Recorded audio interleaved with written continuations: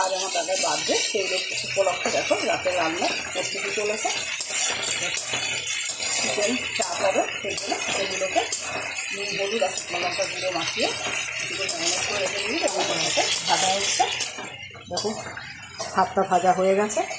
এদিকে মিষ্টি চিকেনের ঝামিল হবে, সেটার জন্য চিকেনগুলোকে আগে ম্যারিনেট করে রেখে দিয়েছিলাম, সেটা লাল লাল করে ছাকা তেলে ভেজে নেওয়া হচ্ছে। এদিকে বিরিয়ানির জন্য যে মাংস নেওয়া হয়েছে সেটাকে ম্যারিনেট করে রেখে দিয়েছি। চিকেনগুলো আমার পুরো ভাজা হয়ে গেছে। এবার চাটনি গ্রেভিটা তৈরি হচ্ছে, তার জন্য প্রথমে আমি সামান্য তেল দিয়ে পেঁয়াজ আদা রসুনটাকে ভেজে নিয়েছি, ভেজে তারপর এটাকে মিক্সিতে পেস্ট করেছি। শুকনো লঙ্কা গুঁড়ো দেওয়া হয়েছে ঝালের জন্য, কালারের জন্য কাশ্মীরি লঙ্কা গুঁড়ো দিয়েছি, পরিমাণ মতন হলুদ, জিরে গুঁড়ো,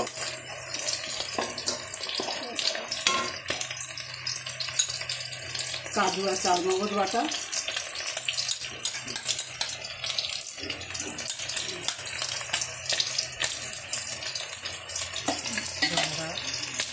সমস্ত কিছু দিয়ে মশলাটাকে ভালো করে কষিয়ে নেওয়া হচ্ছে। মশলাটা ভালোভাবে কষে গেলে যখন তেল বেরোবে এর থেকে, তখন এদিকে ভেজে রাখা চাপের চিকেনগুলো অফ করে দেওয়া হয়। পরিমাণ মতন নুন দিয়ে দিলাম, দেওয়া হয়েছিল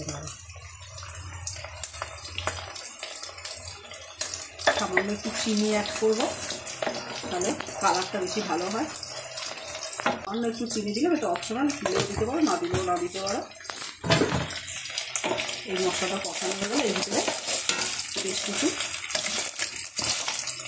রোস্টেড মশলা দেওয়া হবে, জায়ফল, জয়ত্রী, ছাই জিরা, গোলাপের পাপড়ি, ছাই মরিচ দিয়ে এটা শুকনো কলায় ভেজে মশলাটাকে ড্রাই রোস্ট করে রেখে দেওয়া হচ্ছে, সেটা মিশিয়ে দেওয়া হলো। এবার এর ভিতরে গোলাপ জল, কেওড়া জল দেবো। মশলাটা দেখো কষে গেছে, চাপে তেল বেরিয়ে গেছে। এবার ভেজে রাখা চাপের মাংসগুলো আমি এর ভিতরে মিশিয়ে দিচ্ছি। মাংসটা আমার দেওয়া হয়ে গেছে, মশলার সঙ্গে নাড়াচাড়া করি। এবার মিক্সিতে যে মশলাটা হয়েছে সেই মিক্সিটা দিয়ে জলটা দিয়ে দিলাম। চাপে তো খুব বেশি ঝোল ঝোল হবে না, তাই এখানে আর বেশি কোনো জল অ্যাড করা হবে না। এবার গোলাপ জল পরিমাণ মতন, কেওড়া জল,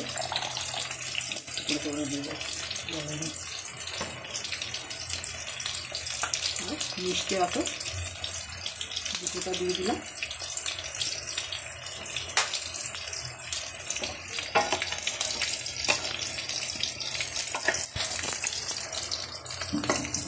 চাপের সমস্ত মশলা দেওয়া কমপ্লিট। এবার এটা ভালো করে আর একটু কষিয়ে নিয়ে তারপর নামিয়ে নিলে কমপ্লিট হয়ে গেল চিকেন চাপ।